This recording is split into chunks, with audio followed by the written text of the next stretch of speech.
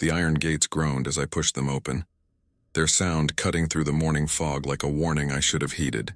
Ravencrest Academy rose before me, a sprawling stone fortress perched on the cliffs overlooking the Pacific Ocean in the remote coastal town of Hollow Shore, Oregon. At 16 years old, I had seen my share of intimidating buildings, but nothing compared to this Gothic monstrosity that would become my new school. My mother's sudden reassignment to a research facility nearby had uprooted our lives in late September, forcing me into a transfer that nobody wanted. I stood at the base of weathered granite steps, gripping the straps of my messenger bag until my knuckles turned white. The academy had stood here since 1887, its dark stone walls covered in creeping ivy that seemed to move even when there was no wind. The building looked like something from a Victorian nightmare. 3 stories of blackened stone, narrow windows with iron bars, and a bell tower that jutted into the gray sky like an accusatory finger. The architecture was all sharp angles and deep shadows, designed by someone who clearly believed education should feel oppressive. A smell reached me before I entered. Old parchment, furniture wax, and something underneath that reminded me of seawater left too long in the sun. Something that spoke of decay and secrets. I climbed the steps and pushed through the heavy oak doors into an entrance hall that time had forgotten.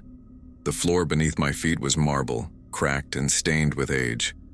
My footsteps echoed too loudly, bouncing off walls lined with portraits of stern-faced administrators from decades past. Their painted eyes seemed to follow my movement as I searched for signs pointing to the main office. Display cases filled with trophies and photographs lined the corridors, documenting graduating classes stretching back more than a century. Elena Foster. The woman at the registration desk looked up from her computer screen as I approached. "We have been waiting for you, dear. Welcome to Ravencrest." Her smile seemed practiced, not quite reaching her eyes. The morning dissolved into a confusion of introductions, navigation attempts through halls that refused to make sense, and the exhausting performance of pretending I belonged here. By lunch, my mind felt overloaded with information. Locker codes, teacher names, and the bizarre layout of a building that seemed intentionally designed to confuse. Corridors ended without warning. Staircases appeared in impossible locations, and classroom numbers jumped around with no discernible pattern. I followed the growing noise of student voices toward what I hoped was the dining hall. The passageway stretched before me, flanked by battered lockers and framed sepia photographs of students from another era. As I rounded a corner, my feet stopped moving without conscious instruction. A girl stood motionless at the far end of the hall. Something about her presence felt fundamentally wrong, though I could not immediately identify why. Her posture was unnaturally rigid, too perfect, and her clothing looked out of place. She wore what appeared to be a school uniform, but one that belonged to a different time. A long dark skirt that reached her ankles, a high-collared white blouse with delicate lace at the throat, and a velvet ribbon tied at her neck. Nothing like what the other students at Ravencrest wore. "Hello," I called out, my voice creating echoes in the empty space. "Do you know where the cafeteria is located?" The girl did not respond. She did not move. She gave no indication that she had heard me at all. I took several steps closer, my shoes clicking against the marble floor with sounds that seemed too loud. "Excuse me," I tried again. "Can you help me find the dining hall?" She began to turn. The movement was wrong. Too slow, too deliberate, like a music box winding down. I caught a glimpse of her profile. Pale skin that looked almost translucent. Dark hair pulled back severely, and then I blinked. She had vanished completely. I stood frozen, staring at the empty corridor where the girl had been standing just a moment before. People do not simply disappear into nothing. I looked around frantically, checking doorways and alcoves, but found no one. The hallway remained empty except for me. A coldness spread through my body despite the stuffy atmosphere. I must have imagined it. Perhaps she ducked into a classroom while my eyes were closed. That had to be the explanation. I hurried toward the sound of clattering dishes and teenage conversation, desperate to be among people again and shake off the unsettling feeling that had wrapped around me. The cafeteria was crowded with students whose conversations created a wall of noise that paradoxically made me feel more isolated than the quiet hallway had. I got in line, selected a tray of something the cafeteria worker identified as beef stew, and scanned the room for somewhere to sit. The familiar anxiety of being the new student at lunchtime washed over me. Where should I sit? Who might welcome my presence? Who might resent my intrusion into their established social groups? You are welcome to sit here. I turned to find a boy with copper-colored hair and cautious green eyes gesturing to the empty chair at his table. He wore a faded band shirt and had the watchful expression of someone constantly assessing their surroundings. "Thank you," I said, sliding into the seat. "I am Elena Foster. First day here, Daniel Hayes," he replied with a smile that did not quite dispel the wariness in his eyes. "Welcome to the prison on the cliff. That is what we call this place. Built like a fortress feels like one too." He laughed, but there was tension beneath the sound. "How is your first day progressing?" I pushed the stew around my plate. "Fine, I suppose. Still trying to understand where everything is located. This building makes no logical sense. Yes, it takes considerable time to learn your way around. The north wing is particularly confusing. They added it in the 1920s and never properly aligned the floors with the original structure." I nodded, then hesitated, wondering if I should mention the strange hallway encounter. The logical part of my brain insisted I had simply missed seeing the girl enter a room, but something about the experience felt deeply wrong. "Is there some kind of historical program here?" I asked, trying to sound casual. "Students who wear old-fashioned uniforms for a special class?" Daniel paused, his fork stopping halfway to his mouth. "Uniforms? What kind of uniforms?" I saw a girl in the hallway wearing this very old-fashioned outfit. A long skirt, high collar, looked like something from the late 1800s. The change in Daniel's expression was immediate and alarming. All color drained from his face and his eyes widened with what looked unmistakably like fear. "Where exactly?" he asked, his voice dropping to barely above a whisper. "Where did you see her?" "In the west corridor near the row of old photographs." "Why, what is wrong?" Daniel's hand shot across the table and grabbed my wrist with surprising strength. "Did she see you? Did she look directly at you?" "No, I do not think so. She started to turn, but then she just vanished." I blinked and she was gone. I tried to laugh. I probably just did not notice which room she entered. Daniel was not laughing. His grip on my wrist tightened painfully. "Listen to me carefully," he said, his voice urgent and low. "This is extremely important. There are things about this academy you must know." He released my wrist and began digging through his backpack, eventually extracting a folded, worn piece of paper. He smoothed it out with trembling hands before pushing it across the table toward me. "You must memorize these immediately, and never, under any circumstances, break them." I stared down at the paper. Written in careful handwriting was a numbered list. 1. If you see a student wearing clothing that does not match the current era, do not approach them or acknowledge their presence. 2. If you hear singing in any of the practice rooms, do not enter. Use facilities on another floor. 3. If you hear footsteps behind you in an empty corridor, do not turn around more than once. Walk directly to a populated area. 4. If someone you do not recognize asks you to follow them to the north wing, refuse and find a faculty member immediately. 5. Never. Remain in the building alone between 4:47 and 4:49 in the afternoon. 6. If a faculty member you do not know approaches you after hours, do not go with them, regardless of what they tell you. I looked up at Daniel, waiting for him to reveal this was some elaborate prank played on new students. "Is this some kind of initiation ritual?" "I wish it were," he said, leaning forward. His voice dropped even lower. "I am completely serious, Elena. This is not a joke. These rules could save your life." I stared at him, trying to determine if he was playing a cruel trick or genuinely disturbed. The intensity in his expression made me uncomfortable. I started to fold the paper to put it away. "I do not understand. What are these rules for? Why would I need to follow them?" The words died in my throat as a sudden coldness settled over me. The cafeteria noise seemed to diminish, as if someone had turned down the volume on reality itself. The hairs on my arms stood upright. Something was standing directly behind me. Someone was standing directly behind me. I turned slowly in my seat, a strange reluctance making my movement sluggish and dreamlike. The girl in the old-fashioned uniform stood there, close enough that I could have reached out and touched her. Her skin was unnaturally pale, almost gray, and her eyes seemed to contain no life at all. Just empty voids that stared directly into mine. Her uniform, which I now saw clearly, was indeed from another era. The fabric looked aged and stained, with tarnished buttons and stitching that had begun to unravel. Up close, I noticed something else that made my stomach turn. The edges of her form seemed slightly blurred, as if she was not quite solid. And despite standing under the harsh fluorescent lights of the cafeteria, she cast absolutely no shadow on the floor beneath her. Daniel screamed. The sound seemed to come from very far away, though he sat just across the table. I could not move, could not speak, could barely draw breath as those dark, empty eyes held mine prisoner. "That is quite enough." The commanding voice shattered the terrible silence. Professor Winters, my new literature instructor, strode toward us with purposeful steps. Tall and imposing, with silver-streaked black hair and steel-rimmed spectacles, she positioned herself between me and the girl. "You must leave now," Professor Winters said firmly to the girl, her voice calm but inflexible. "Not here, not at this time." The girl's empty gaze shifted from me to Professor Winters. For a moment, nothing happened. Then, like mist dispersing in morning sunlight, the girl's form began to blur and fade until there was nothing there at all. I sat frozen, staring at the empty space where the girl had been standing, trying to make sense of what I had just witnessed. I could not remove the image of those empty, lifeless eyes from my mind.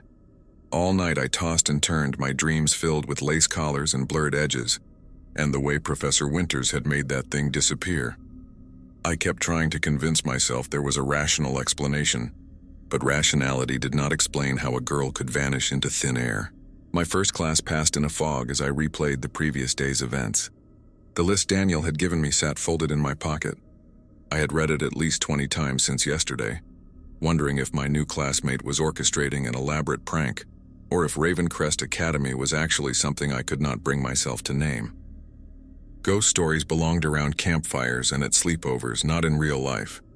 As I gathered my books for second period mathematics, I realized I needed to use the restroom. The nearest one was on the 3rd floor, just around the corner from my classroom. I headed that way, still distracted by thoughts of old-fashioned uniforms and rules written on worn paper. I was reaching for the restroom door handle when I heard it. Soft at first, then growing progressively louder, the unmistakable sound of someone singing. Not a teenager's voice, but that of a young child, perhaps 7 or 8 years old. My hand froze mid-reach.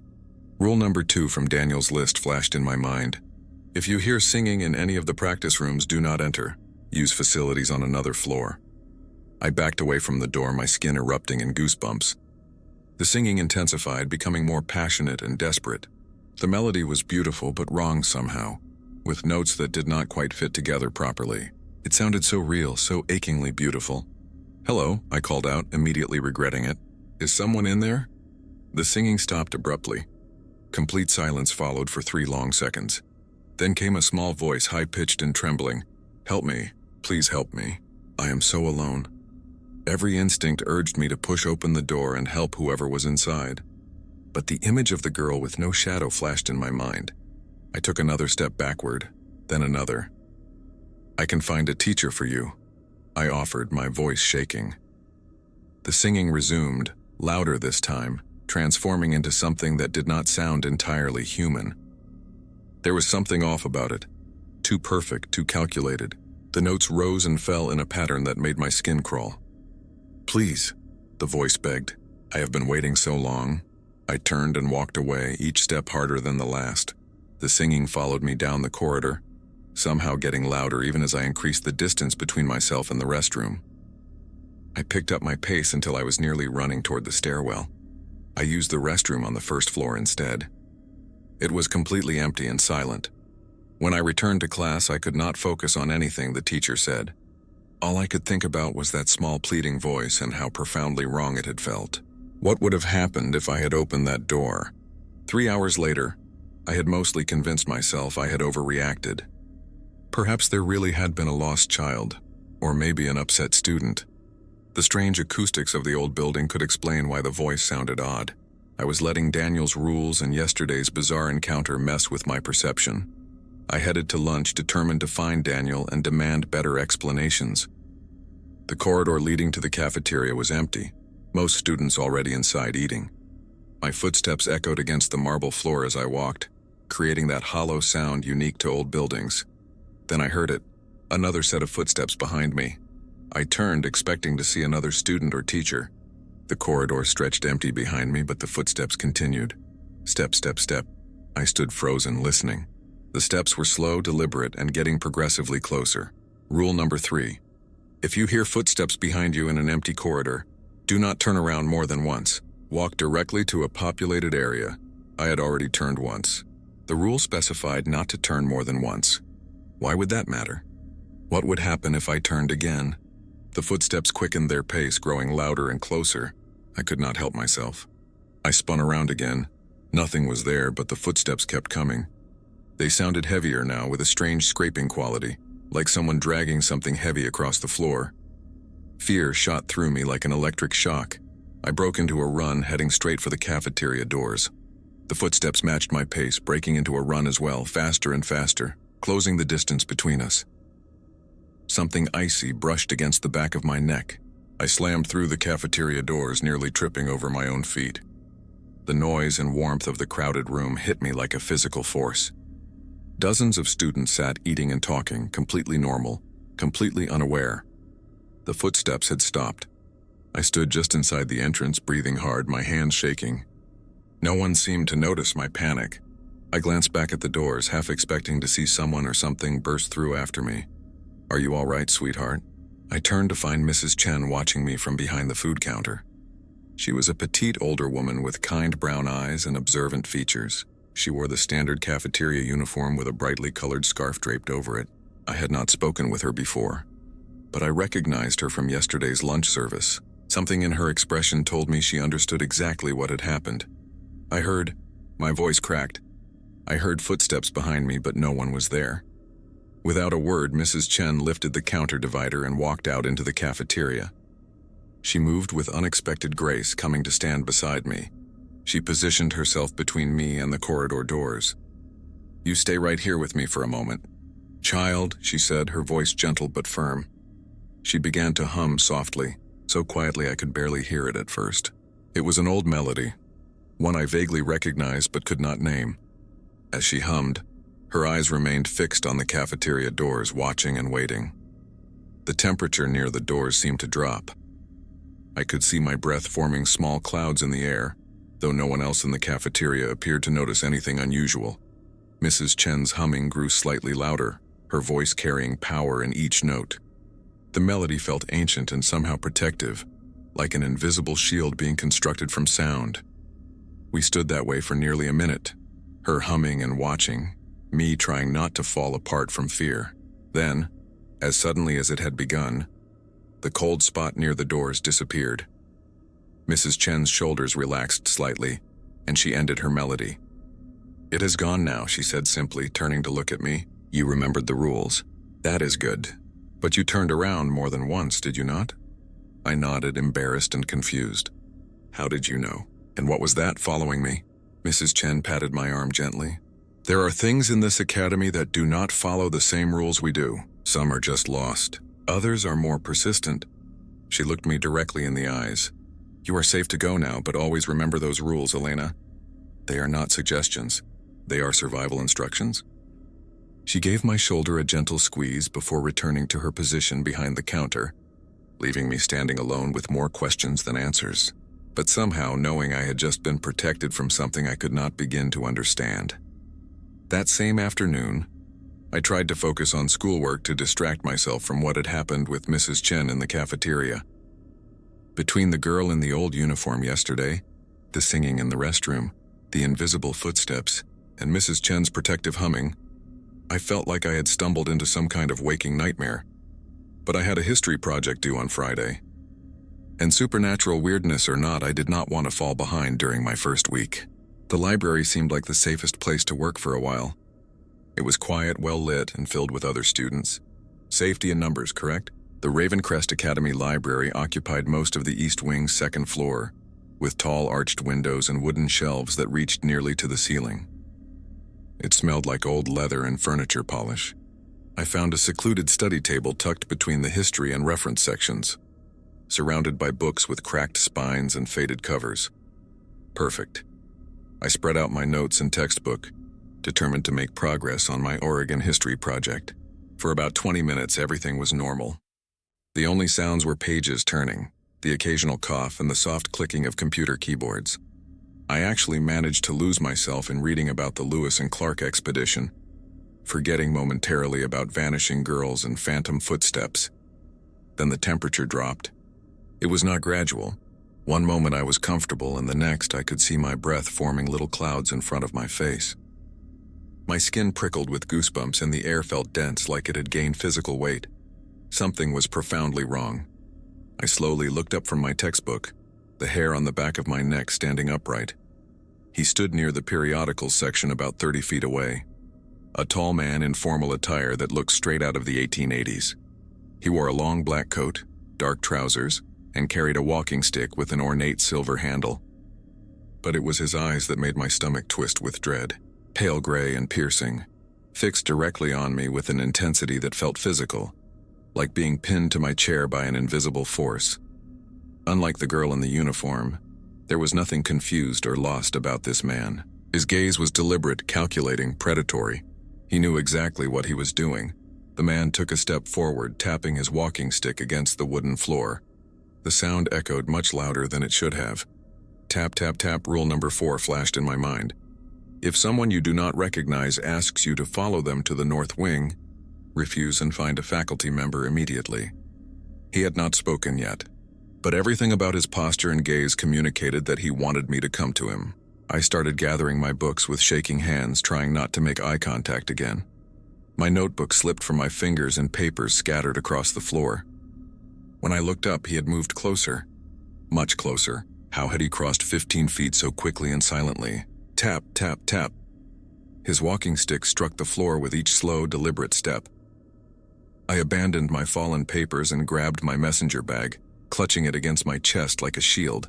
My heartbeat felt strangely loud in my ears as I backed away, bumping into a shelf behind me. The man's thin lips curved into what might have been a smile, but there was nothing friendly about it. The temperature dropped even further, and I swear the lights dimmed slightly. I turned and rushed toward the front desk, no longer caring if I looked crazy. The man's walking stick tapped faster behind me. Tap, tap, tap, tap. Miss Lawrence sat at the circulation desk, her gray hair pulled back in a neat bun. She looked up as I approached, and her expression immediately changed from professional politeness to sharp concern. "Miss Lawrence," I said, my voice coming out as a whisper, "there is a man following me." Her eyes focused past me, narrowing slightly. She stood up quickly, removing her reading glasses. "Elena, go to my office," she said calmly, gesturing to a door behind the desk. "Wait for me there. Do not come out until I retrieve you." I hesitated, looking back over my shoulder. The man had stopped about 10 feet away. He stood perfectly still, his gaze now fixed on Miss Lawrence instead of me. "Now, please," Miss Lawrence said, her voice firmer. I ducked behind the desk and into her office, closing the door behind me but leaving it cracked open just enough to peek through. Miss Lawrence walked directly toward the man, her steps quick and confident. When she reached him, she spoke in a low, authoritative voice that I could not quite make out. What I could see was her stance. Straight-backed, chin raised, one hand touching what looked like a silver pendant at her throat. The man towered over her, but Miss Lawrence did not back down. She continued speaking, her voice never rising, but somehow carrying power in each syllable. The lights in the library flickered once, twice, and I heard what sounded like books falling somewhere deep in the stacks. I wanted to see more, but a strange haze seemed to fill the space between them, making it hard to focus. I closed the door fully and waited, counting the seconds in my head, trying to calm down. The office was small but organized, with a desk covered in papers and a bookshelf packed with texts that looked far older than the ones in the main library. I noticed small objects placed strategically around the room, an iron horseshoe above the door, a small dish of what looked like salt on the windowsill, and several strange symbols drawn on pieces of paper and pinned to a corkboard. After what felt like hours but was probably only 5 minutes, the door opened. Miss Lawrence entered alone, adjusting her cardigan and looking slightly tired but otherwise normal. "He has departed now," she said simply, as if she had just asked a disruptive patron to quiet down. "You can come back out." I followed her into the main library area. The chill in the air had disappeared completely, and the man with the walking stick was nowhere to be seen. Other students continued working, apparently unaware of what had happened. Was that I hesitated, not knowing how to finish the question. "Some visitors are not welcome in my library," Miss Lawrence said, reaching into her pocket. "Especially ones who do not follow the rules of common courtesy." She pulled out a small object and pressed it into my palm. It was a simple bracelet made of twisted iron wire with a small cloth pouch attached. "This contains iron filings and salt," she explained quietly. "Keep it with you, especially in the older sections of the building." I stared at the makeshift charm, then back at Miss Lawrence. "Why did he want me? What did he want?" Miss Lawrence glanced around to make sure no one was listening. "Some of them just want attention. Others want something more dangerous." She adjusted her glasses. "The important thing is that you remembered the rules and sought help. That is what they exist for." She helped me gather my scattered papers and books. As we worked, I noticed her watching the shadows between the bookshelves carefully, as if expecting the man to reappear. "Thank you," I said when we finished. "For helping me," Miss Lawrence nodded. "The library is my domain. I do not tolerate predators of any kind here, living or otherwise." She gave me a small smile. "You should be fine now, but perhaps finish your research another day. Some encounters can be draining." I nodded, suddenly aware of how exhausted I felt. The bracelet felt cool against my wrist as I slipped it on. And despite its simple appearance, I felt somehow safer wearing it. As I walked out of the library, I glanced back to see Miss Lawrence watching me go, her hand resting on what looked like an old book bound in dark leather. I could not read the title from where I stood, but the serious expression on her face told me everything I needed to know. What had happened was not over, and the rules I had been given were only the beginning. The iron bracelet Miss Lawrence had given me felt cool against my skin as I worked on my art project the next day after school. The art studio smelled like oil paint and turpentine, comfortingly normal after everything I had experienced in my first days at Ravencrest. I had chosen to stay late to work on a watercolor painting of the Oregon coastline for my introductory art assignment, partly because I wanted to make a good impression, but mostly because focusing on blending blues and grays helped quiet my thoughts about vanishing girls and men with walking sticks. The afternoon light slanted through the tall windows, casting long shadows across the empty easels. Everyone else had left, even Mr. Torres, the art instructor, who told me I could stay as long as I locked up when I finished.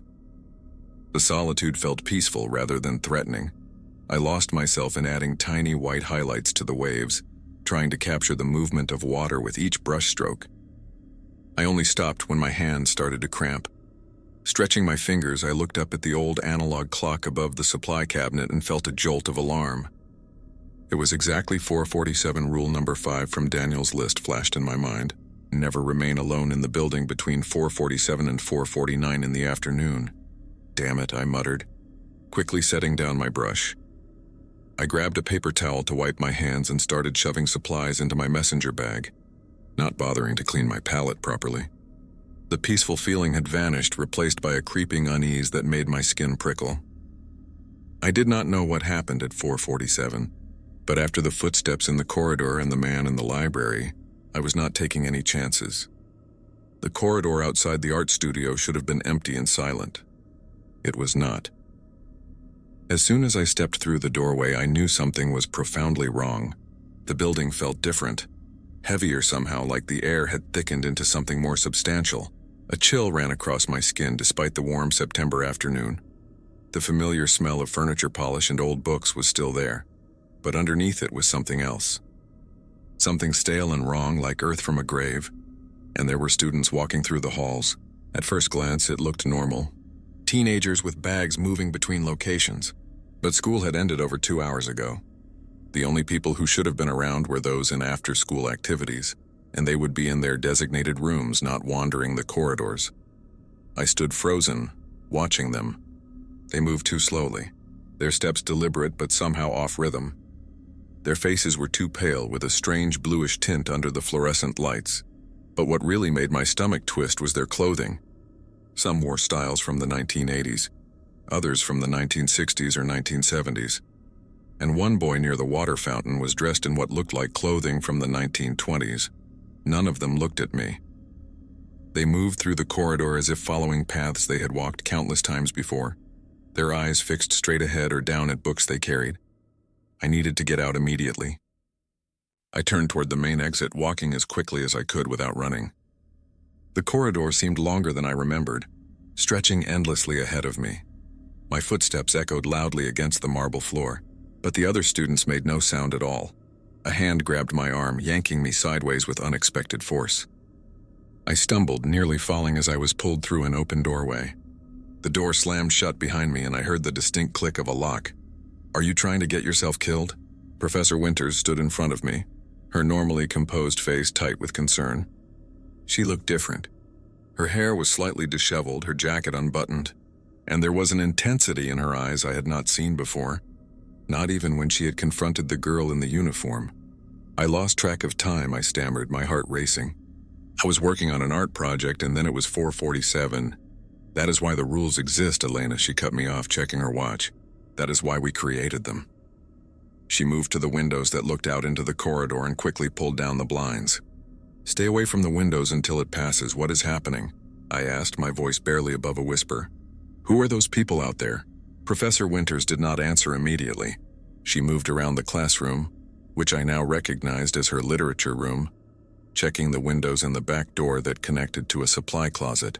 Once she seemed satisfied, she stood in the center of the room, keeping her distance from all openings to the corridor. "Look at your watch," she said quietly. I glanced down. 4:48. "One more minute," she murmured. My curiosity overpowered my fear. I moved toward one of the windows, careful to stay to the side as Professor Winters had done. Pulling the blind back just slightly, I peered into the corridor. There were more of them now. Dozens of students moved through the corridors in that same strange, silent procession. A girl in a poodle skirt from the 1950s. Two boys with long hair and bell-bottom jeans from the 1970s. A girl in what might have been clothing from the 1930s. Her hair styled in finger waves. None of them cast shadows under the fluorescent lights. "They are all..." I could not finish the sentence.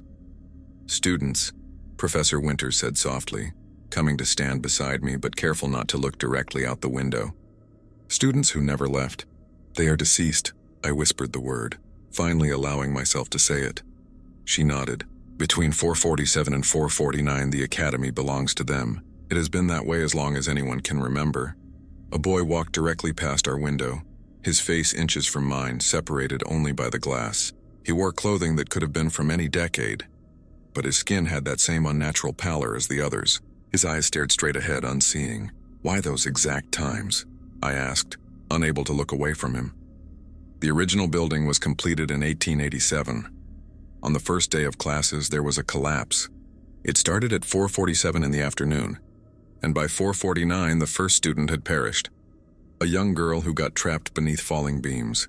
She spoke matter-of-factly, like she was teaching one of her literature lessons. But I heard the weight behind her words. Over the years, we have had other tragedies. A fire in the North Wing in the 1920s. A student who took his own life in the 1960s. A vehicle accident in the 1980s that claimed 4 students. Every academy has its history, Elena. Ours just happens to be more present than most. I looked at my watch again. 4:49. As if someone had flipped a switch, the corridor emptied. One moment it was filled with students from across the decades, and the next it was completely vacant. Just the empty corridor with its battered lockers and scuffed floors. Professor Winters let out a long breath. "It is over." She moved to the door and unlocked it, opening it cautiously and peering out. The corridor remained empty, now looking exactly as it should after school hours. "It is safe now," she said, her posture relaxing slightly. "But you should leave quickly. Just because the main event is over does not mean the building returns entirely to normal right away." I grabbed my messenger bag from where I had dropped it when she pulled me into the room. My hands were shaking. "Do the other faculty members know about this?" "Some do. The ones who have been here long enough. The ones who have seen things they cannot explain away." She adjusted her glasses, her professional demeanor returning. "We look out for the students, the living ones, as best we can. That is why the rules exist. Not to scare you, but to protect you." I stepped into the corridor, half expecting to see traces of the ghostly students. But there was nothing. Not even a feeling of cold or wrongness anymore. "They do not mean harm, most of them," Professor Winters said quietly as she followed me out. "They are just confused, lost, repeating the patterns they knew in life." She checked her watch again. "Always remember the times, Elena. 4:47 to 4:49. Never be alone in the building then. I nodded, clutching the strap of my messenger bag tightly. I will not forget again. 2 days after my close call with the 447 phenomenon, I found myself sitting in the bleachers of Ravencrest Academy's gymnasium, watching our volleyball team struggle against their league rivals. The gym echoed with the sharp crack of the ball against hands, squeaking shoes against polished wood, and occasional cheers from the modest crowd. I had not planned on attending, but Daniel had texted me that morning asking if I wanted to come. Normal high school activities, he had written. No ghosts guaranteed. Normal sounded appealing. After seeing those ghostly students in the corridor and learning about the Academy's tragic history from Professor Winters, I had spent the last 2 days jumping at shadows and obsessively checking the time. My parents had noticed my distraction at dinner, but seemed satisfied when I blamed it on new school adjustment. The gym was one of the newer sections of the building, added in the 1990s according to the cornerstone near the entrance. Perhaps that explained why it felt different from the rest of the academy. Brighter, less weighted by history, the air smelled of floor wax, sweat, and popcorn from the concession stand rather than the musty ancient scent that permeated the older corridors.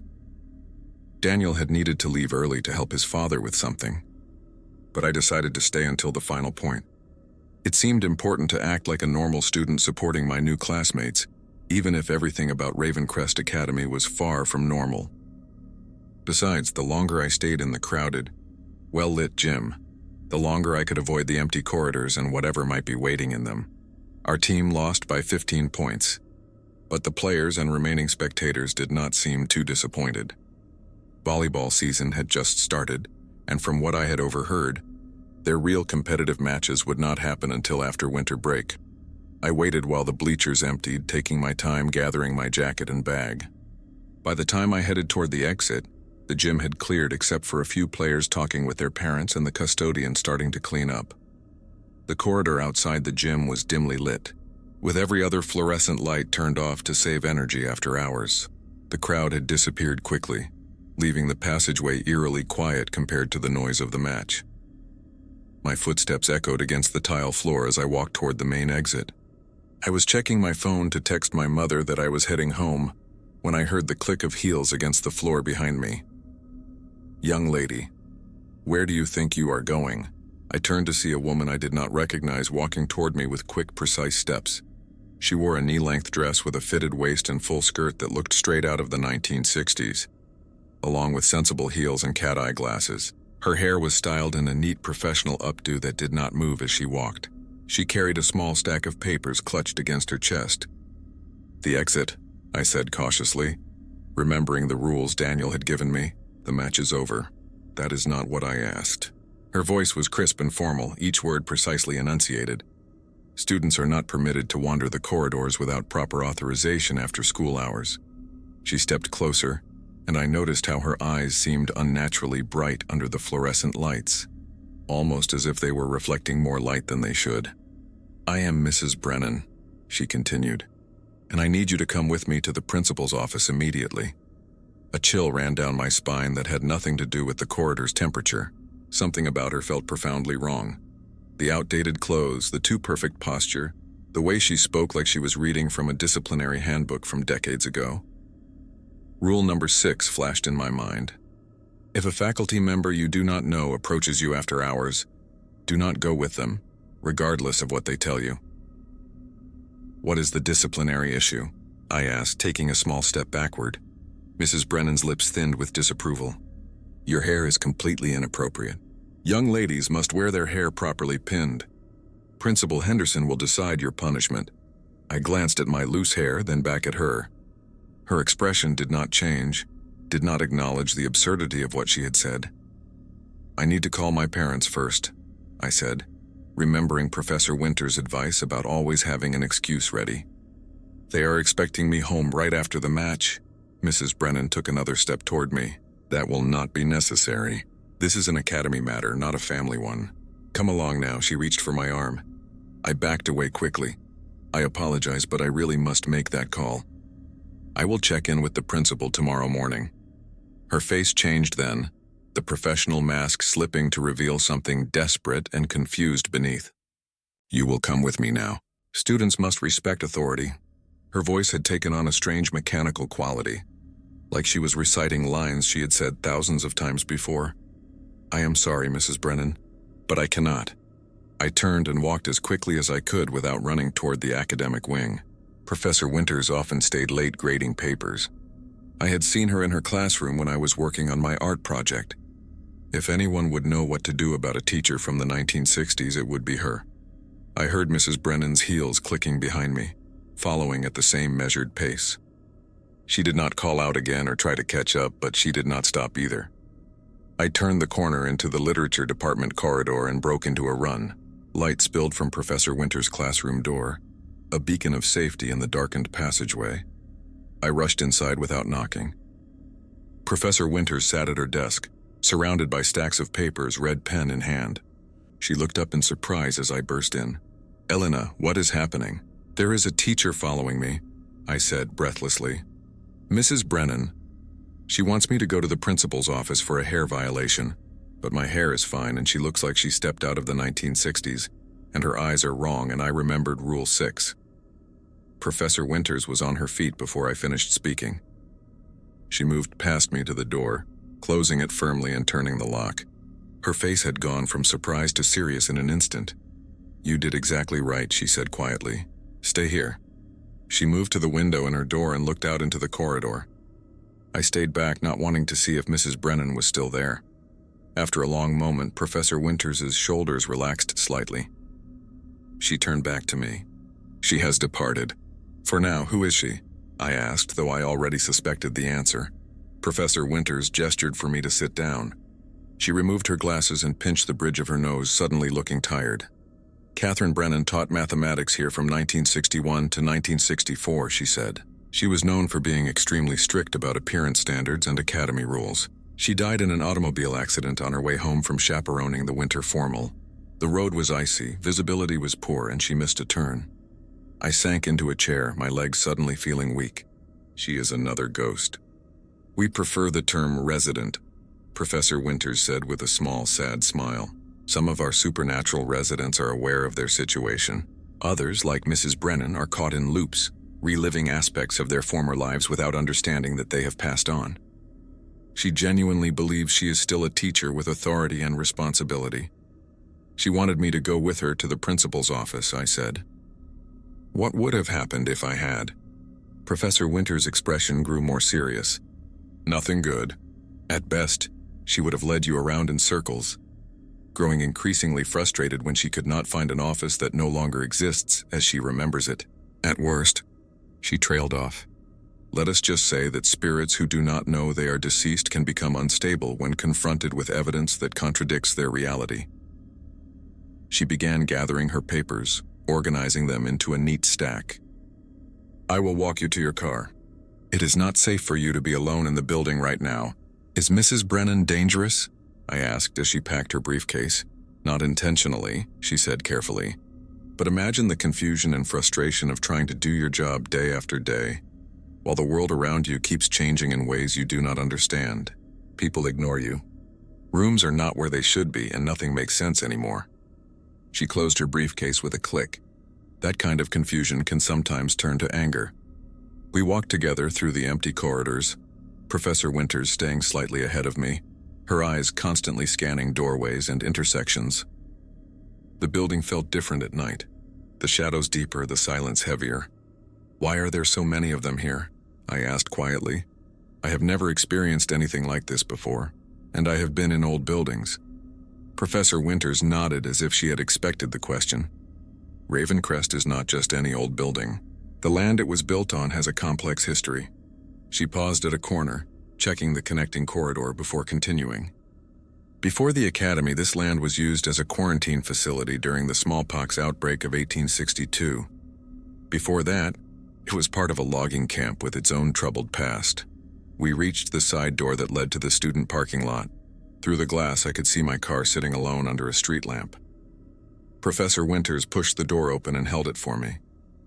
The combination of emotional energy from so many young lives passing through these halls, coupled with sudden deaths over the years, has created something unique.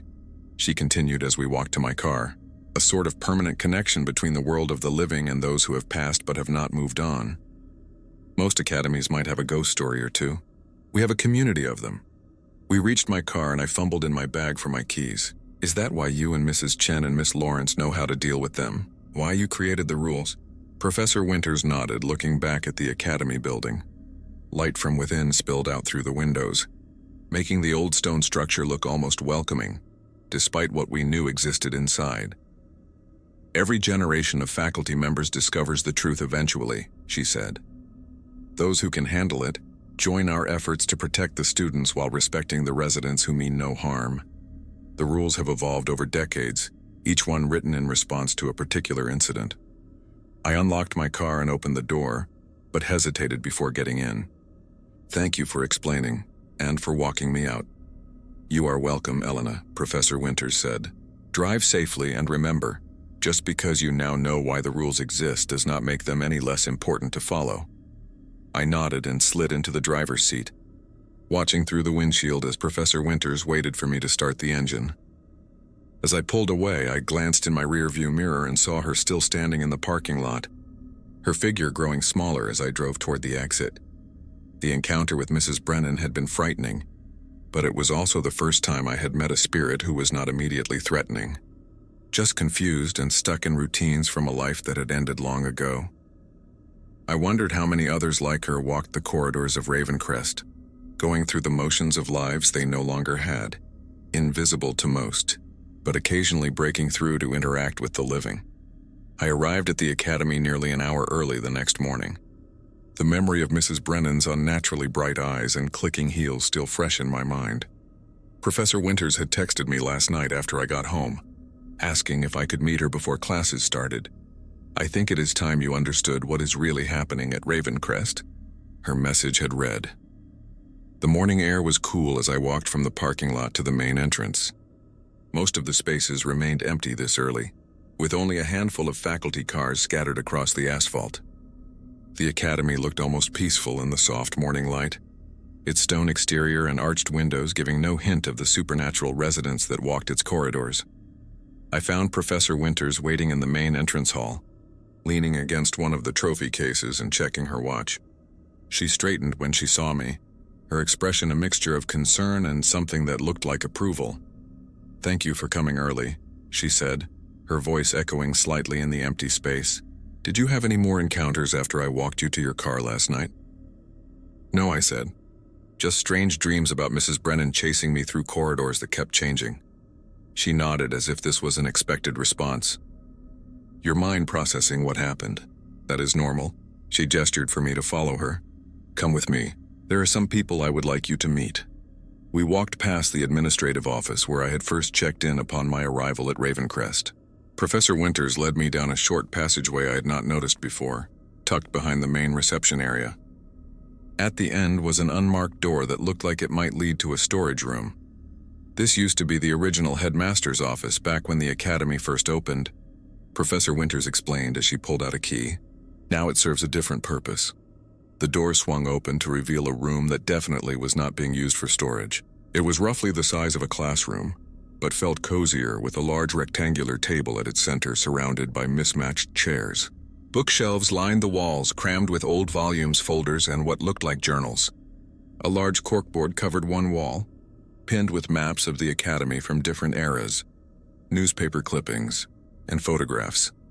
In the corner stood an old-fashioned filing cabinet, with each drawer labeled by decade, starting with 1880, 1900. Around the table sat several people who looked up when we entered.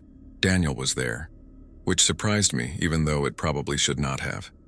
He gave me a small wave. Mrs. Chen sat beside him, her cafeteria uniform replaced by a flowing green blouse and jeans that made her look younger somehow. Miss Lawrence occupied another chair, her gray hair loose around her shoulders instead of in its usual tight bun. 3 other teachers I recognized but did not know well completed the group. Mr. Sullivan, the elderly history teacher who walked with a cane. Ms. Park, who taught advanced science and always wore interesting jewelry. And Coach Reynolds, the young soccer coach who had started at Ravencrest the previous year. "Welcome to what we call the preservation room," Professor Winters said, closing the door behind us. Though preservation might not be the right word for what we do. More like containment and protection. Miss Lawrence added, gesturing to an empty chair. "Have a seat, Elena." I sat down between Daniel and Professor Winters, feeling suddenly self-conscious with so many eyes on me. "So this is some kind of secret society?" Mrs. Chen laughed, the sound warm and genuine. "Child, we are just a group of people trying to keep students safe while respecting those who came before. And sometimes after," Coach Reynolds added with a wry smile. Professor Winters cleared her throat. "Elena, what you have experienced since arriving at Ravencrest is not random. The girl in the uniform, the singing in the restroom, the footsteps, Mrs. Brennan, they are all part of what makes this academy unique. Haunted." I said, "We'd prefer not to use that term," Ms. Park spoke up, adjusting one of her interesting necklaces. "It has certain negative connotations." Professor Winters nodded. "We have found that thinking of our supernatural residents as haunts or ghosts makes it harder to coexist with them peacefully. The truth is more complicated." She walked to the filing cabinet and pulled open the drawer labeled 1880-1900. Ravencrest Academy was founded in 1887. She continued, extracting a leather-bound ledger. The original building was much smaller than what stands today, just the central section and the east wing. From the very beginning, there were reports of unusual occurrences. She opened the ledger on the table in front of me. The pages were yellowed with age, filled with neat handwriting that had faded to a soft brown. Dates marched down the left margin with detailed entries beside them. "This is the Journal of Edmund Blackwell, the first headmaster," Professor Winters explained. "He began documenting strange events within weeks of the academy opening. Cold spots in certain classrooms, items moving when no one was present, students reporting seeing people in the corridors who were not really there." I skimmed the entry she pointed to, dated October 15, 1887. Student R. Matthews reports seeing a woman in outdated clothing near the north stairwell, described her as wearing old-fashioned dress and having sorrowful eyes. The land where the academy now stands was once part of the quarantine facility. Could this be a former patient? Must investigate further. Then came the collapse, Professor Winters continued, turning several pages. November 3, 1887. Structural failure in the east wing at exactly 4:47 in the afternoon. By 4:49, the first casualty had been confirmed. A 13-year-old girl named Sarah Whitmore, who got trapped beneath falling beams. The writing on this page was hurried and blotched in places, as if written with a shaking hand. God help us. Young Sarah could not be saved. The debris was too heavy, the collapse too extensive. By the time we reached her, it was too late. Her poor father arrived as they were carrying her out. I shall never forget his cries. A chill ran through me as I remembered the girl in the old-fashioned uniform. Is Sarah the girl I saw? The one in the uniform? Yes, Professor Winters said quietly. Though she does not remember her name anymore or how she died, she just knows this is her academy and she is supposed to be here. But why did she approach me specifically? I asked. Daniel spoke up for the first time. Some of them are drawn to people who can see them clearly. Not everyone can, you know. Most students and teachers go through their entire time at Ravencrest without noticing anything more than occasional cold spots or strange noises. You can see them, I said. It was not a question. He nodded. Since my first week here last year. That is when Professor Winters found me hiding in the supply closet, after I had seen Mrs. Brennan trying to give detention to an empty classroom. Professor Winters placed a hand on my shoulder. Those who can perceive our supernatural residents clearly are rare, Elena, and valuable to what we do here. Which is what exactly? I asked, looking around at the group. We protect the living while respecting the deceased, Mrs. Chen said simply. This academy exists in an unusual place, spiritually speaking. The land has history, layer upon layer of it, some peaceful, some violent. The academy building itself has seen its share of tragedy over the decades. Mr. Sullivan spoke up, his voice raspy with age. The fire in the North Wing in 1923, 9 students and 3 teachers. The chemical leak in the science laboratory in 1971, Ms. Park added softly. The bus accident in 1986, Coach Reynolds said quietly. And individual tragedies too, Miss Lawrence added. Students and teachers who passed suddenly, sometimes within these walls, sometimes elsewhere, but whose connection to Ravencrest was strong enough to bring them back. We have developed systems over the decades, Professor Winters continued, gesturing to the filing cabinets. Each generation of teachers discovers the truth and adds to our knowledge. The rules that Daniel gave you, they are distilled from over a century of observations and incidents. She walked to the corkboard and pointed to a detailed floor plan of the academy. Red pins mark specific locations throughout the building. We map activity. We document encounters. We learn which spirits are harmless, which are confused, and which are potentially dangerous. She turned back to face me. And when necessary, we intervene to protect the living students in our care. Like Mrs. Chen did with her humming, I said, remembering how she had protected me from whatever had been following me in the corridor. Mrs. Chen smiled. Old melodies have power against restless spirits. My grandmother taught me that, and hers before her. And Miss Lawrence with the man with the walking stick, I added. Miss Lawrence touched the silver pendant at her throat. Silver, salt, and a few words passed down through the library's special collection. Some of our methods are quite old but effective, though we are always looking to improve our response protocols, Coach Reynolds added. Professor Winters returned to her seat beside me. Elena, I am telling you all this because you have demonstrated both the ability to perceive our supernatural residents and the good judgment to follow the protective rules. We could use someone like you in our network. I blinked, surprised. You want me to join your ghost hunting group? Spirit Preservation and Protection Coalition, Ms. Park corrected with a small smile. We are not hunters. We are more like moderators, helping the living and the deceased coexist in the same space without harm coming to either.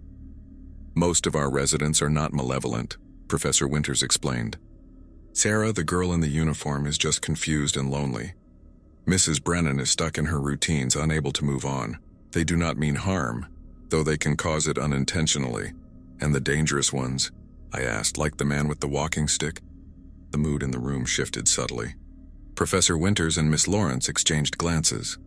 Some spirits do mean harm, Miss Lawrence said carefully. Or at least they feed on fear in ways that can be dangerous to the living. Those are the ones we work most actively to contain, and when possible, help find peace so they can move on. What would I have to do? I asked. If I joined, keep your eyes open, Professor Winters said. Report any new or unusual activity. Help new students understand the importance of the rules without scaring them unnecessarily.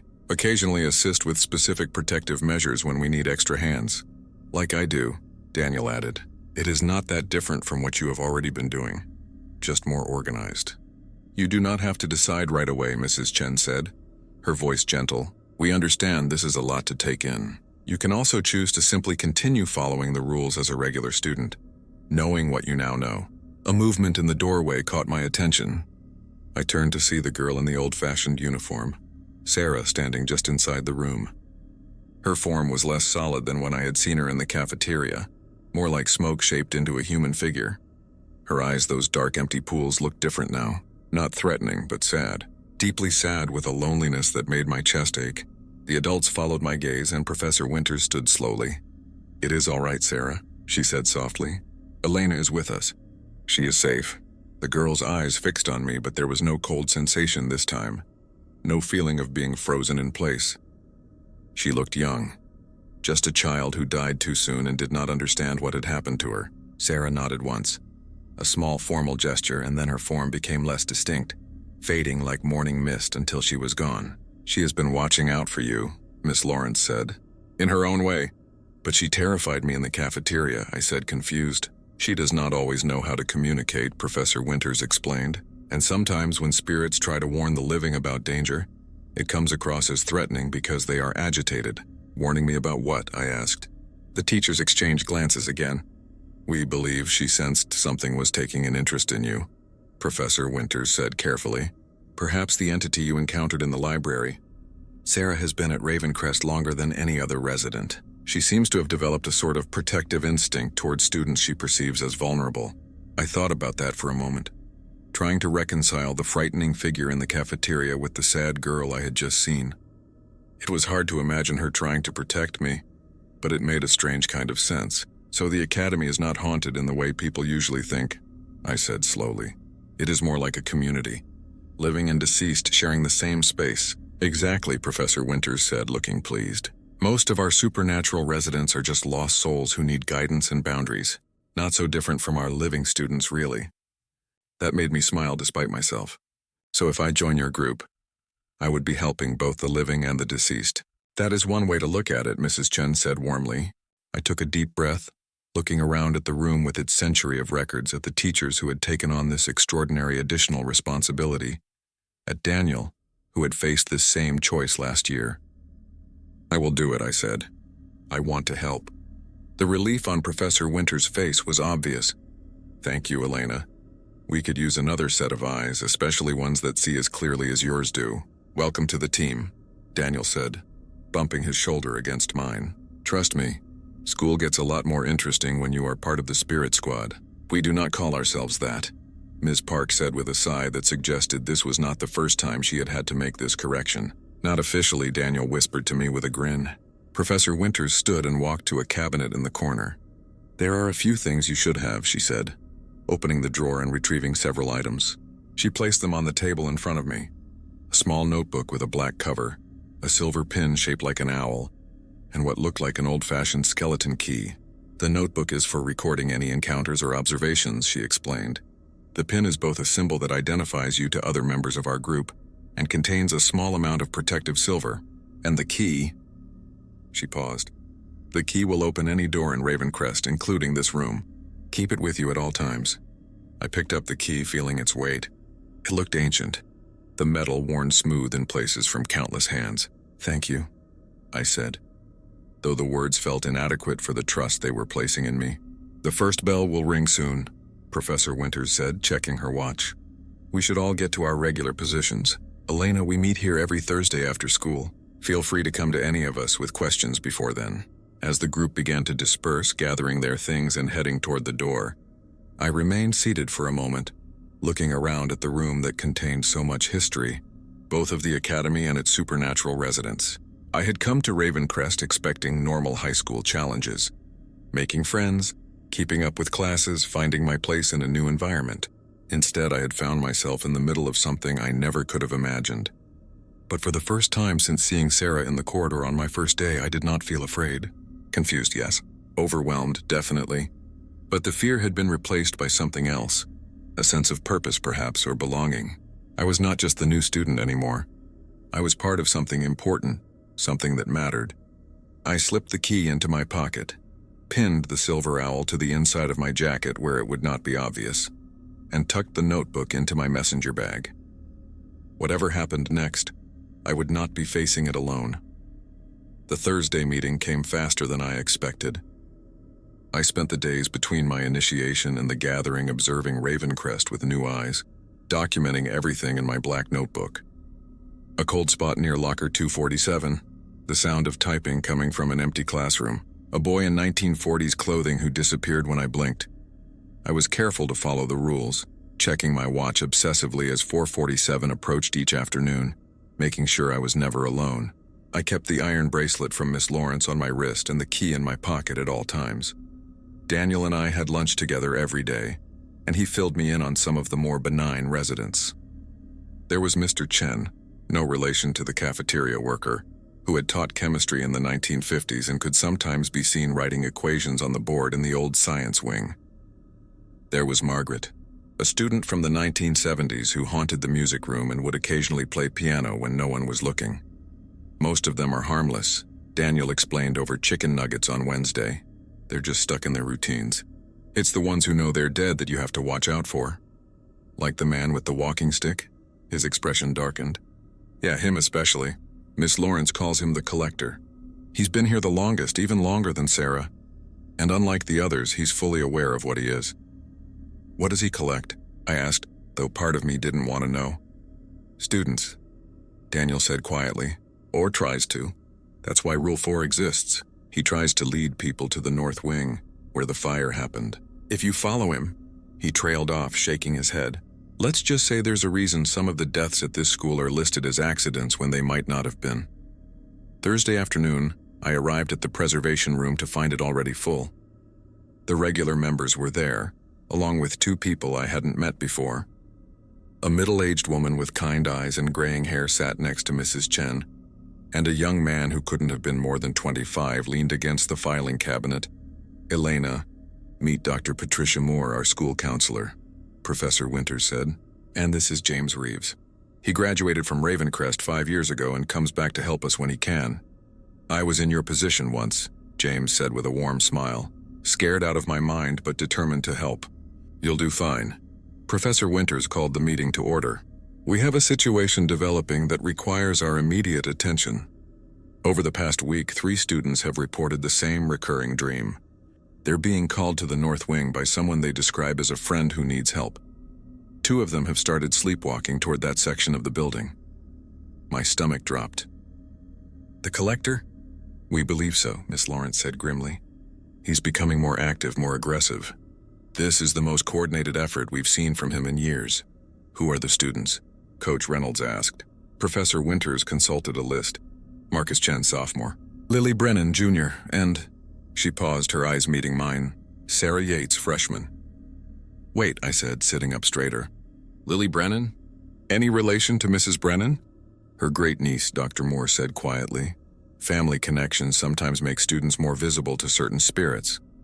Mrs. Brennan has been unusually agitated this week, appearing more frequently than normal. We think she senses the danger to her descendant but doesn't know how to help. What do we do? Daniel asked. We need to break the connection before one of these students actually makes it to the North Wing during the night, Professor Winters said. James has agreed to help us perform a severance ritual, but it requires someone the collector has specifically targeted to serve as a focus. Everyone looked at me. He approached you directly in the library, Miss Lawrence explained. That makes you a viable anchor for the ritual. But I want to be clear, this is dangerous. We would be asking you to essentially bait him into manifesting so we can weaken his hold on these other students. I thought about Marcus, Lily, and Sarah. 3 students who had no idea what was hunting them, who probably thought they were just having bad dreams. I thought about what Daniel had said, about students listed as accidents. I'll do it, I said. What do I need to do? Professor Winters smiled, but it didn't reach her eyes. We'll need to enter the North Wing tomorrow night, after hours when the building is empty. You'll carry an object that belonged to one of the fire victims, which will draw the collector's attention. The rest of us will be nearby, ready to intervene when he manifests. And then what? I asked. Then we convince him to leave, James said simply. One way or another. The plan was set for Friday night at 8 o'clock.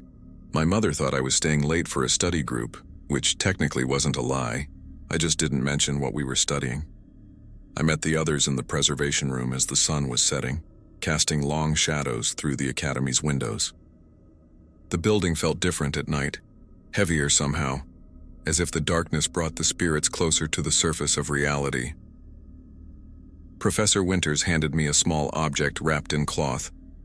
This was a pocket watch belonging to Thomas Green, age 15, who died in the 1923 fire. Handle it carefully. It still carries emotional residue. I unwrapped the cloth to reveal a tarnished silver pocket watch, its face cracked and discolored by heat. The moment my fingers touched it, I felt a wave of panic and fear wash over me. Someone's last moments preserved in metal and time. Are you all right? Mrs. Chen asked, her hand on my shoulder. I nodded, wrapping the watch back up and slipping it into my pocket. Just intense. That's normal, James said. Objects associated with trauma carry echoes. You're sensitive enough to feel them.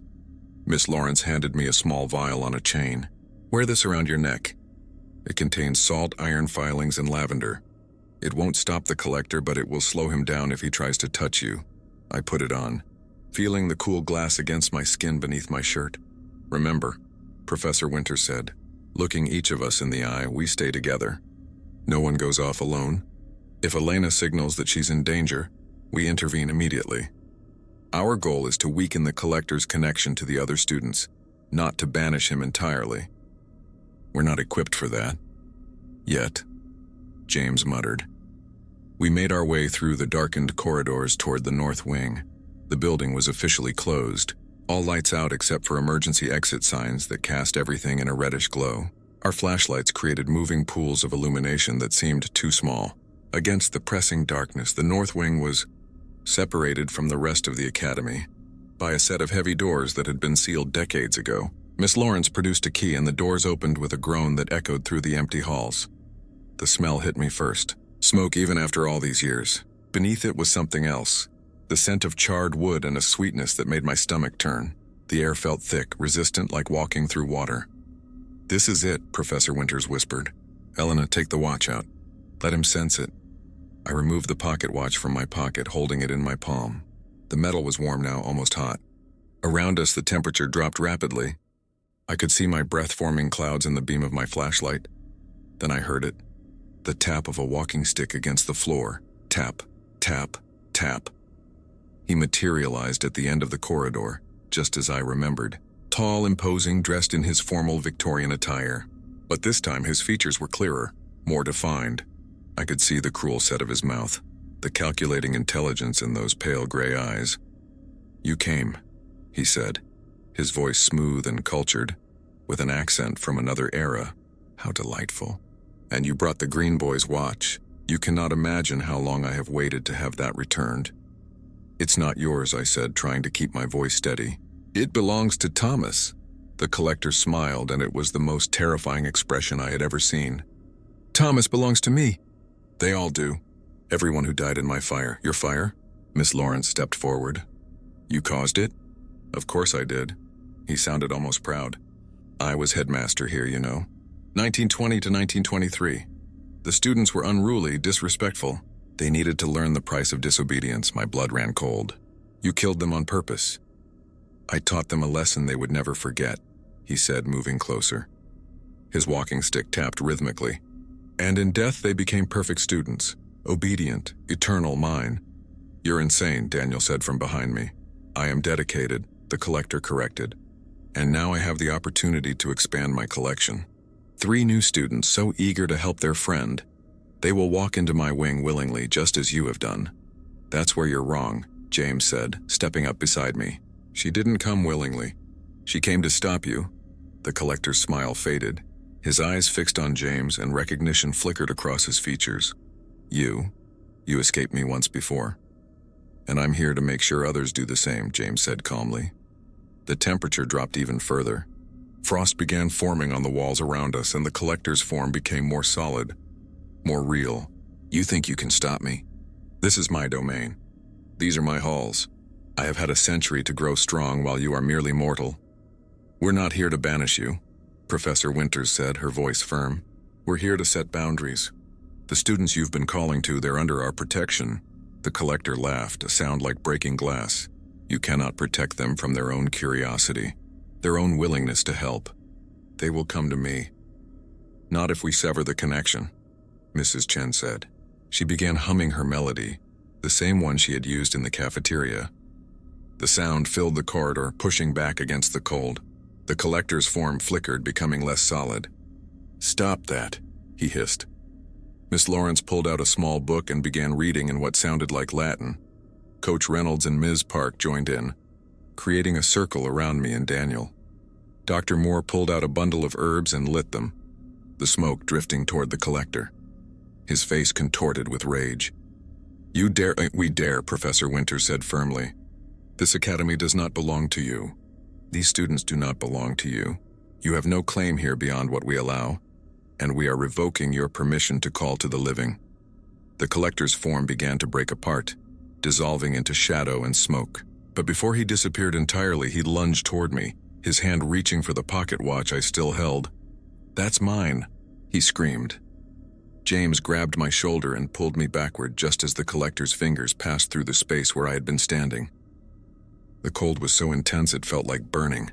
The pocket watch in my hand grew scorching hot, and I dropped it with a cry of pain. The watch hit the floor and shattered, pieces scattering across the tiles. The collector let out a howl of rage and anguish that seemed to shake the building itself. His form exploded outward, filling the corridor with freezing darkness.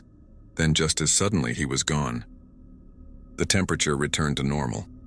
The frost on the walls melted, leaving wet streaks down the stone. The only sound was our harsh breathing and Mrs. Chen's continued humming, which gradually faded into silence. "Did it work?" I asked, rubbing my burned palm. Dr. Moore immediately took my hand, examining the red mark. "You'll be fine. Minor burn. Let's get some ice on that." "It worked," James said, looking exhausted. "I can feel it. The connection is broken. Marcus, Lily, and Sarah should sleep peacefully tonight. But the collector?" Daniel asked. "Is he gone?" "No," Miss Lawrence said, closing her book. "Entities like him can't be banished so easily. but we've weakened him significantly. It will take him time to recover enough strength to try again." Professor Winters bent down to examine the broken pocket watch. "And without this anchor, he's lost his strongest connection to the fire victims. That will limit his power considerably." We made our way back through the north wing doors, Miss Lawrence locking them securely behind us. As we walked through the main building, I noticed something different. The air felt lighter, less oppressed. Even the shadows seemed less deep. "Do you feel that?" I asked Daniel. He nodded. "Yeah, it's like the whole building just took a deep breath." The collector's presence was affecting more than just the 3 students he was targeting, Professor Winters explained. His increased activity was agitating all the spirits in the building. Now that he's been contained, everyone should be calmer. As if to confirm this, I saw Sarah standing at the end of the corridor, but this time her form was different. Less blurred around the edges, more peaceful. She looked at me and smiled. A genuine smile that transformed her sad face into something almost happy. Then she turned and walked through a wall, fading from sight. "I think she's grateful," Mrs. Chen said softly. We returned to the preservation room where Dr. Moore treated my burned hand properly. It wasn't serious, just a small red mark that she said would heal within a few days. "You did well tonight, Elena," Professor Winters said as she locked up the room. "Better than well, actually.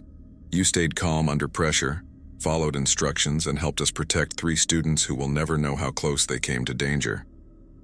"That's the hard part sometimes," James added. "Knowing you made a difference but never being able to tell anyone about it." "But we know," Daniel said, "and that has to be enough." The following Monday, I saw Marcus, Lily, and Sarah in the cafeteria. They looked normal, healthy, laughing with their friends. Lily caught my eye and gave a small wave, probably just being friendly to another student. She had no idea I had stood in the north wing holding a pocket watch while her great-aunt's colleague tried to claim her soul. I waved back and returned to my lunch with Daniel. "Weird feeling, isn't it?" he said, seeing them safe and having no one know what happened. "Yeah," I agreed. "But Professor Winters is right. Knowing we helped is enough." Over the next few weeks, life at Ravencrest settled into a new normal. I attended classes, did my homework, and went to Thursday meetings in the preservation room. I documented encounters in my notebook. A girl from the 1950s who sometimes appeared in the bathroom mirror. A janitor from the 1960s who could be heard pushing his cleaning cart late at night. The sound of typewriters from the old administrative offices. Most of the residents were harmless, just echoes of lives lived and routines remembered. I learned to coexist with them, to acknowledge their presence without fear. Sarah became almost friendly, appearing occasionally to lead me away from cold spots or areas where more aggressive spirits lingered.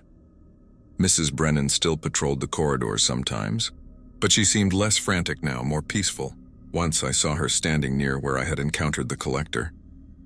She looked at me and nodded, just once before fading away. The academy felt different after our confrontation in the North Wing, lighter, safer. The balance between the living and the deceased had shifted toward something more harmonious. Still followed the rules, of course.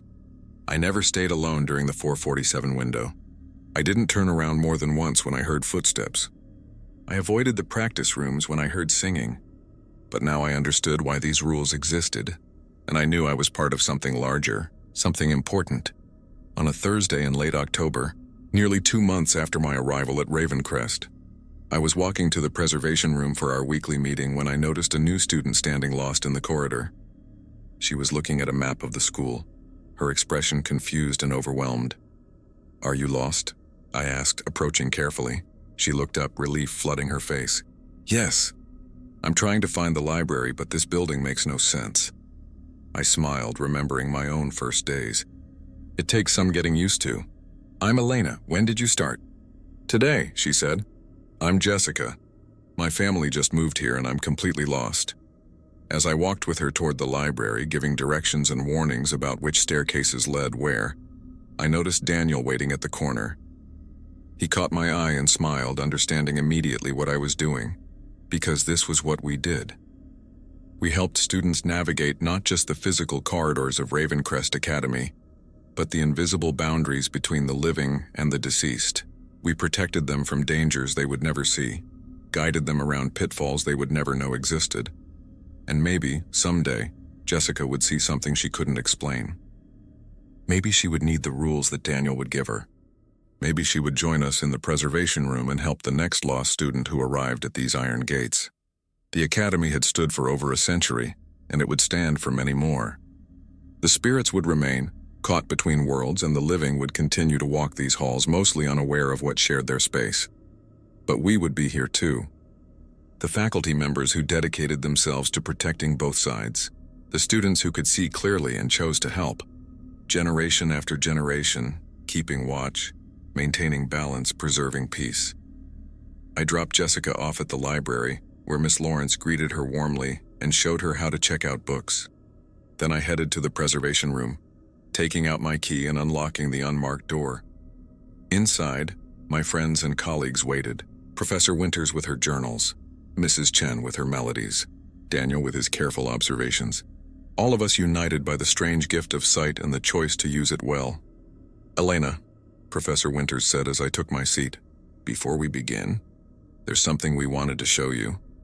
She opened the filing cabinet and pulled out a leather-bound book from the drawer labeled 2020, 2030. Inside were photographs, newspaper clippings, and handwritten entries documenting recent events. On the last written page was an entry dated October 28, 2025, just 2 days ago. It was in Professor Winters' neat handwriting. Elena Foster successfully participated in severance ritual to protect students from the collector. Demonstrated remarkable courage and clarity under pressure. Recommended for continued active status in Preservation Coalition. The Academy is fortunate to have her. Below it was a space left blank waiting for future entries. My future entries. My contributions to the ongoing story of Ravencrest Academy and its eternal residents. "Welcome," Professor Winters said, handing me a pen, to the permanent record. I took the pen, understanding what this meant. I wasn't just a temporary member or a student who happened to help with one crisis. I was part of the Academy's legacy now, part of the chain of protectors that stretched back more than a century. Someday, years from now, I might be the one sitting at this table, welcoming a frightened new student who had just seen something they couldn't explain. I might be the one handing out rules and silver bracelets, teaching the next generation how to walk the line between worlds. But for now, I was just Elena Foster, a 16-year-old girl who had transferred to a haunted academy and decided to stay, who had looked at the shadows and seen not just fear, but people who needed help, living and deceased alike. I opened my black notebook and began my report on the week's observations, my handwriting joining the countless other records in this room. Outside, the sun was setting over the Pacific Ocean, casting Ravencrest Academy in gold and shadow. The iron gates groaned in the wind, a sound I had once found ominous but now recognized as simply the Academy's voice, welcoming students home, both the living and the dead, all of us sharing these ancient halls, all of us bound by rules that protected us from the darkness. And I was part of it now, part of the story that would continue long after I graduated and moved on. The thought should have been frightening, but instead it filled me with a strange sense of peace. This was where I belonged. At Ravencrest Academy, where the past and present existed together, where the rules kept us safe and where someone would always be watching, protecting, preserving.